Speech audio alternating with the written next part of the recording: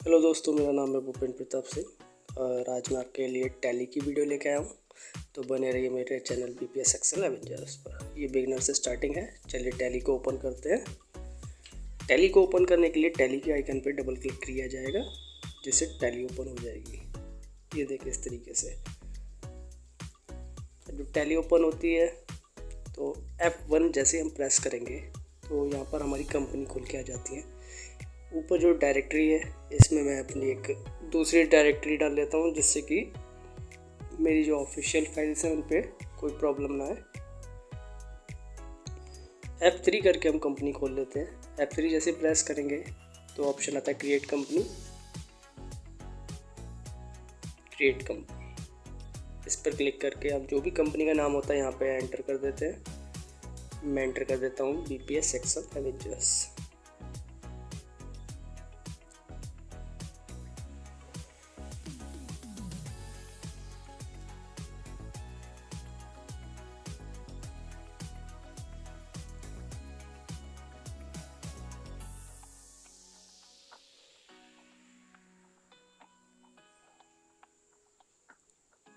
ये लिखने के बाद हम एंटर कर देंगे। जो भी अपने इंडिया लिख दिया, स्टेट लिख दिया। अगर आप पिन कोड डालना चाहते हैं पिन कोड लिख दीजिए, टेलीफोन, ईमेल, ये सब एंटर करके। फाइनेंशियल ईयर 2023 स्टार्ट हुआ है 1 अप्रैल से, तो वो ले लिया। उसके बाद कुछ नहीं करना, बस एंटर एंटर एंटर यस कर देंगे। ये देखिए आपकी कंपनी क्रिएट हो रही है। कुछ टाइम लगेगा, उसके बाद आपकी कंपनी क्रिएट हो जाएगी।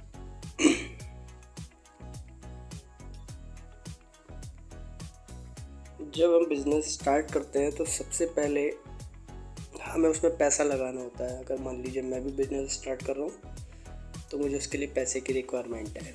अब पैसा कैश भी हो सकता है और बैंक में भी हो सकता है। तो सबसे पहली जो एंट्री होती है वो कैश की एंट्री होती है, बैंक की एंट्री होती है, जो हमें बिजनेस में इन्वेस्टमेंट करना है। अब जैसे कि मैं ओनर हूँ तो मेरे को कैपिटल अकाउंट बोला जाता है अकाउंटिंग की लैंग्वेज में।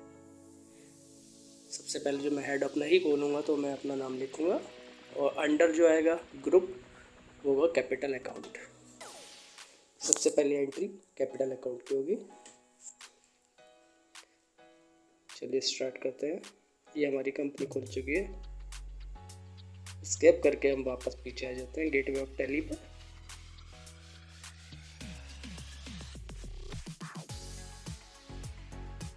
अब अकाउंटिंग वाउचर में जाके मैंने सबसे पहला जेबी खोल लिया। यहाँ पे देख रहे हैं आप साइड में ग्रीन वाली जो स्क्रीन आ रही है राइट साइड में, इसमें सारे की लिखी हुई आ रही है। इसमें जब मैं कैश रिसीव कर रहा हूँ BPS एक्सेल एवेंजर में, मतलब मैं दे रहा हूँ तो मेरे को रिसीव हो रहा है ना बिजनेस में, तो इसलिए F6 से एंट्री करी है। मैंने अपना हेड खोल लिया भूपेंद्र प्रताप सिंह और इसे मैंने ले लिया under capital account. Enter enter enter, कुछ नहीं करना है इसमें। ये देखिए ऐड खुल गया। मैं इसमें जितनी भी अमाउंट लगा रहा हूँ उतनी यहाँ पर लिख दूँगा। मैं लगा देता हूँ 1,20,000 रुपये, 12 लाख हो गई। 1,20,000 रुपये मैंने यहाँ पर लिख दिए, एंटर। ऊपर कैश आ गया है, कैश की फॉर्म में लिया। अगर मैं बैंक से लेता तो बैंक आ जाता ऊपर। यहाँ पर नरेशन में लिख दिया cash receive from business starting. अगर मैं इसकी डेट चेंज करना चाहता हूँ तो F2 करेंगे और डेट चेंज हो जाएगी। F2 करके जो भी हम डेट लेना चाहते हैं वो हम इस पर लिख सकते हैं।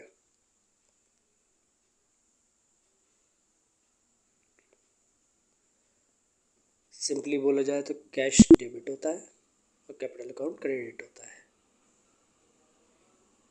ये हमारी पहली एंट्री हो चुकी है। अब हमारे पास पैसा आ चुका है। अब नेक्स्ट स्टेप हम क्या करेंगे? जब हमारे पास पैसा आएगा, हमें कुछ बेचना है तो हमें पहले कुछ ख़रीदना होगा, परचेज़ करना होगा। तो हम सेकंड एंट्री जो करते हैं परचेज़ की कर लेते हैं। ये मैं ऐसे ही मतलब एज्यूम करके बना रहा हूँ। अब जब आप कहीं पे जॉब करेंगे वहाँ पे कुछ भी कंडीशन हो सकता है उनका, तो पहले से बिज़नेस ओपन होगा तो आपको ये सब एंट्री नहीं करनी पड़ेंगी। सेल, परचेज़, कैश, बैंक, ये सब एंट्री करनी होती हैं। तो बिगिनर के लिए कैसे स्टार्ट करना है मैं वहाँ से सिखा रहा हूँ। तो देखिए हमने परचेज़ का जेबी खोल लिया। परचेज़ का जेबी यहाँ पे देख लेंगे कौन से नंबर पे है। ये रिसिप्ट है F6 पे।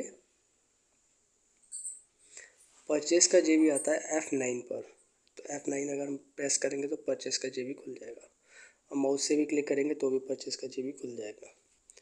और जो हम परचेस कर रहे हैं तो हमें किसी से तो करनी पड़ेगी परचेस, तो मैं यहाँ पर एक अकाउंट खोल लेता हूँ परचेस के लिए। Alt+C करके अकाउंट खुल जाता है, किसी का भी अकाउंट खोलना हो तो वहाँ पर जाकर Alt+C कर दो, अकाउंट खुल जाएगा। यहाँ पे मैंने एक ऐसे ही नाम लिख दिया किसी का, अमन एजेंसीज करके। अब इससे हम परचेस कर रहे हैं तो हमारा सन्ड्री क्रेडिटर होगा, और जैसे हम सेल करते हैं वो सन्ड्री डेबिटर होता है।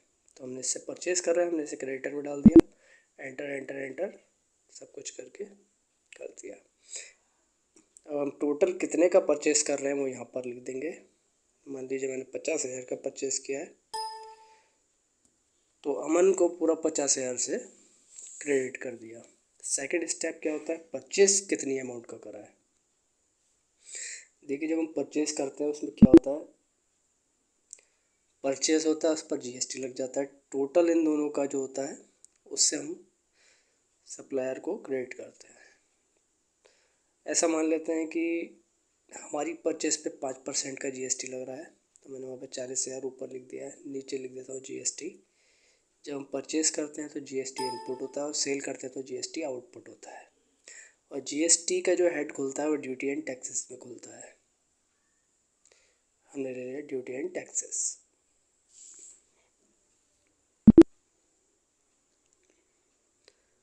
अब टैली में एक बेनिफिट और है, आप कैलकुलेटर की रिक्वायरमेंट नहीं होगी, डायरेक्ट Alt+C करके भी कैलकुलेशन कर सकते हैं। अब हमें देखना है 50,000 में से अगर 5% हम लेस करेंगे तो कितना होगा, तो उसका फॉर्मूला यही है। Alt+C करके हमने कैलकुलेटर खोला, 50,000 × 100 = 105। जितना भी परसेंट देखना है, अगर मान लीजिए 10% देखना है 110 से डिवाइड कर देंगे, हमें 5% देखना है 105 से डिवाइड कर देंगे 50,000 को, तो हमें मिल जाएगा कि 50,000 में से अगर 5% घटाएंगे तो कितनी अमाउंट आएगी। ये देखिए ऑटोमेटिक सब कुछ सेट हो गया है, परचेस अमाउंट आ गई है और उस पर जीएसटी 5% लग चुका है। एंटर कर देंगे, देखिए डेबिट क्रेडिट बराबर हो गए, इधर भी 50,000 हो गया, इधर भी 50,000 हो गया है।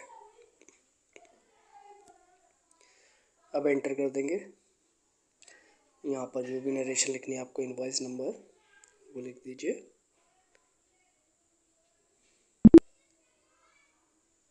ये हमारी अब परचेज भी हो गई। देखिए हम पे पैसा आ चुका है, हमने बेचने के लिए सामान खरीद भी लिया है कि हमें ये सामान बेचना है। अब हमें क्या करना है, नेक्स्ट स्टेप अगर हम देखें बैलेंस शीट पे तो देखिए कैपिटल अकाउंट में 1,20,000 आ चुके हैं। करंट एसेट्स 1,20,000 हो गई क्योंकि कैश इन हैंड हमारा बढ़ गया 1,20,000 से। कैपिटल अकाउंट हमारा क्रिएट हो गया 1,20,000 से, और करंट लाइबिलिटी भी हमारी बढ़ गई है। करंट लाइबिलिटी 50,000 की बढ़ी है क्रेडिटर, और टैक्सेस जो बढ़े हमारे बाकी अमाउंट के हुए हैं, तो इसलिए घटकर टैक्सेस में से क्रेडिटर घट के जो करंट लाइबिलिटी दिख रही है हमारी वो शो हो रही है यहाँ पर। अब नेक्स्ट स्टेप हमें क्या करना है, भाई हमने बिजनेस में पैसा भी लगा दिया, परचेज़ भी कर ली, जो सामान हमें बेचना है वो परचेज़ भी कर लिया। अब नेक्स्ट स्टेप हमारा होगा कि हमें सेल करनी है।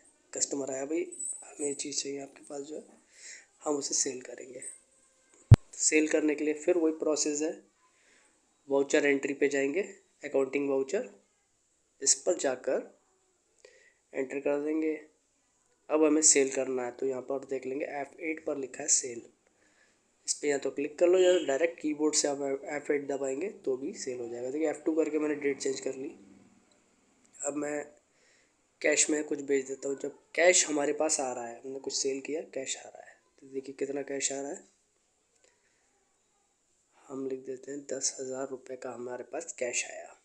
उसके बदले में हमने सेल किया, तो सेल का भी ऐड खोल लेते हैं, सेल्स अकाउंट खोल लेंगे। सेल्स अकाउंट में जाएगा, अंडर खुल गया। अब 10,000 का जब हमने परचेस पे 5% का जीएसटी दिया है तो हमें सेल पे भी 5% जीएसटी लेना होगा। तो इसमें से भी सेम प्रोसेस Alt+C करके कैलकुलेशन कर लिया, और फिर एक हेड और खोलेंगे। परचेस पे हमने जीएसटी इनपुट खोला था, सेल पर जीएसटी आउटपुट खोलेंगे, ड्यूटी एंड टैक्सेस में ही इसे भी लेंगे। ये देखिए खुद ही कैलकुलेशन करके 5% GST आ गया। इनवॉइस नंबर लिख देंगे आप, जो भी आपका इनवॉइस नंबर है नरेशन में।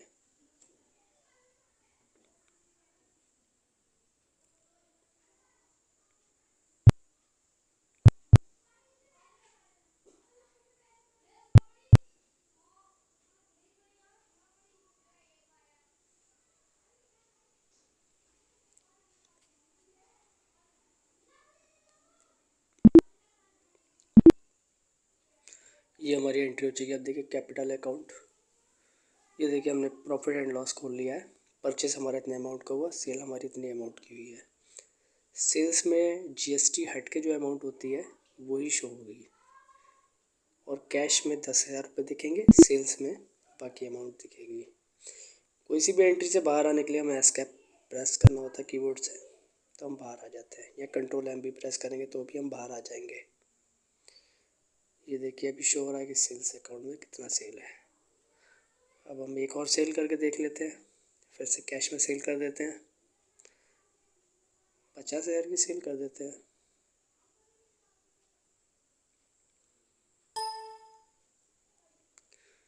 वही Ctrl+C करके, Alt+C करके हमने कैलकुलेटर खोल लिया।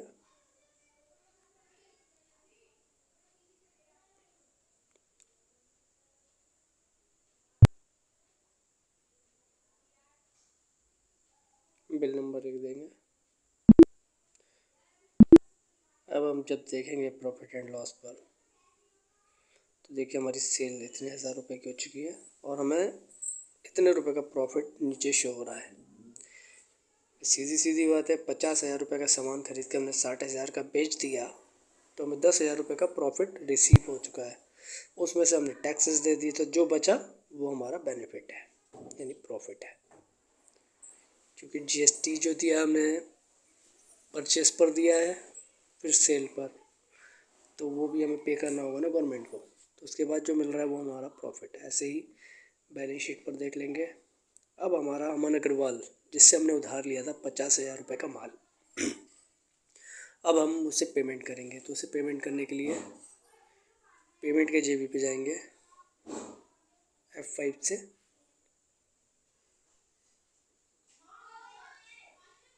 कैश अकाउंट क्रेडिट हो गया, अमन अग्रवाल डेबिट हो गया। कितनी अमाउंट शो हो रही है? 50,000 रुपये। तो 50,000 उससे पेड कर दिए against purchase, cash paid against purchase. इस तरीके से हमने परचेस की एंट्री भी कर दी, सेल की एंट्री भी कर दी, कैपिटल अकाउंट से कैश भी रिसीव कर लिया, और जो हमारा क्रेडिटर था उसको भी पेमेंट कर दी।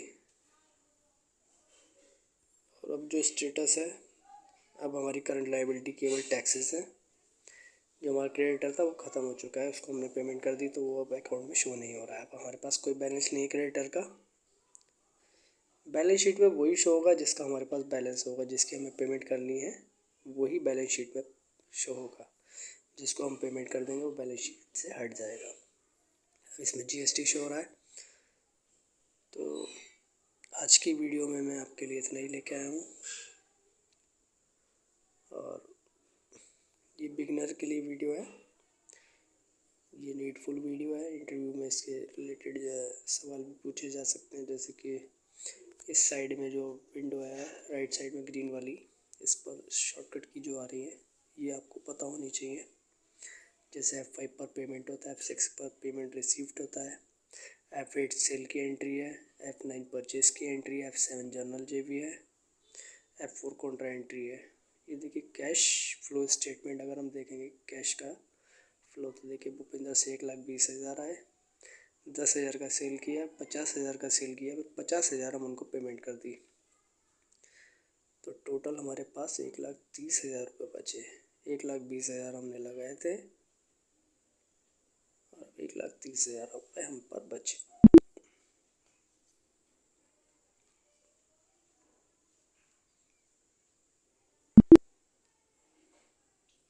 एस्केप करके टैली को हम बंद कर लेते हैं। चलिए दोस्तों, बाय। आज की वीडियो में इतना ही, फिर मिलेंगे नेक्स्ट वीडियो।